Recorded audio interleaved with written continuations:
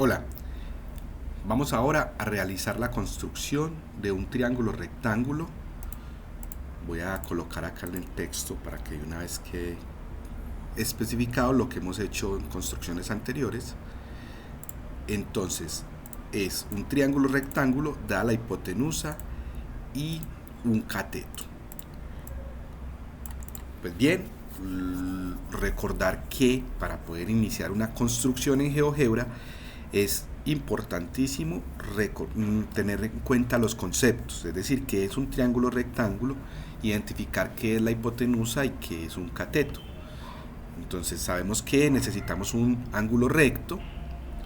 En ocasiones yo recomiendo esbozar rápidamente en un papelito, en una parte, qué es lo que se quiere construir, a dónde queremos terminar. Es una buena idea también para tenerla presente. También tener cuidado con teoremas, por ejemplo, reconocer o tener cuidado, tener presente que la hipotenusa debe ser mayor que el cateto, porque, pues, como lo dice el teorema, en todos los triángulos rectángulos siempre la hipotenusa debe ser mayor que el cateto. Bien, vamos entonces a lo que me dan. ¿Qué me están dando? Una hipotenusa o un cateto. Voy a tomar este segmento como hipotenusa, este segmento como cateto, atendiendo la observación que acabo de hacer, pues que garantice que sí sea más corto el cateto que la hipotenusa. En ocasiones a algunos les gusta marcarla, no sé si cada uno lo quiere hacer.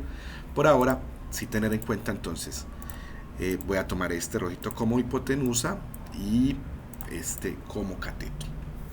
Estos son los elementos dados. Recordemos que la construcción en GeoGebra es dinámica. Quiere decir que cuando yo mueva alguno de estos dos elementos, pues se debe mover la construcción respetando las demás características de dicha construcción. Entonces comencemos. Propongo que sobre una semirrecta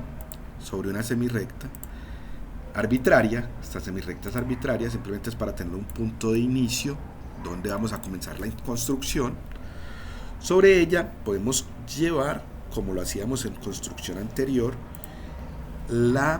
con el compás la medida del cateto. Selecciono el segmento CD que corresponde al cateto y lo descargo en el punto E, que es el origen de la semirrecta. Así podríamos en esta intersección determinar un segmento, el segmento EG, que va a quedar siendo congruente, y por tal razón lo voy a marcar con el mismo color, congruente con el segmento CD, que es el cateto que me dieron. Aquí, pues, como acostumbro a hacerlo, voy a tomar esto como una guía. Entonces la voy a cambiar ahí un poquito de que no quede muy resaltado. Y comprobamos que efectivamente al mover el cateto, cambia el segmento que acabamos de construir, eje. Muy bien, aquí está funcionando perfecto. Es recomendable ir haciendo eso en la medida que se hagan construcciones, porque hay construcciones que son un poquito más elaboradas y pues no es bueno esperar hasta el final para comprobar que todo está saliendo bien. Como ya dijimos, al querer construir un triángulo rectángulo, entonces necesitamos que uno de sus ángulos interiores sea un ángulo recto.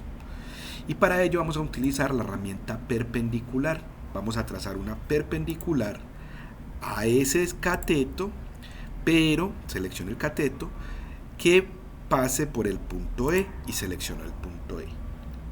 Con eso estaríamos garantizando, al ser perpendiculares, que el ángulo que se forma entre ellos es recto, es decir, de 90 grados.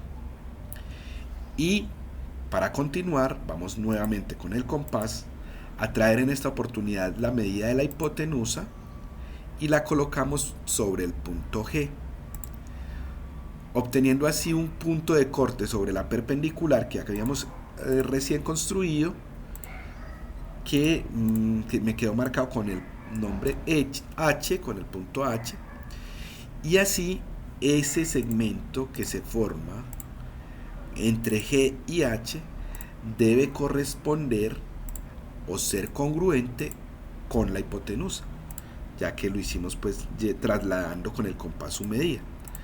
Nuevamente, para que lo visualicemos mejor, y entonces voy a comprobar nada más como verificación que en efecto este es un ángulo recto. Si me piden un triángulo rectángulo, es importante que hagamos la marca del ángulo recto. Incluso podría no tener necesidad de la etiqueta, solamente el cuadradito es suficiente para indicar que ese triángulo que se formó ahí es un triángulo rectángulo. Verifiquemos que cuando muevo el cateto, efectivamente cambia el tamaño del cateto y nunca deja de ser un triángulo rectángulo, ni tampoco modifica la hipotenusa. Es más, uno podría verificar con la herramienta distancia o longitud que estas medidas son iguales, dando la garantía así de que siguen siendo congruentes.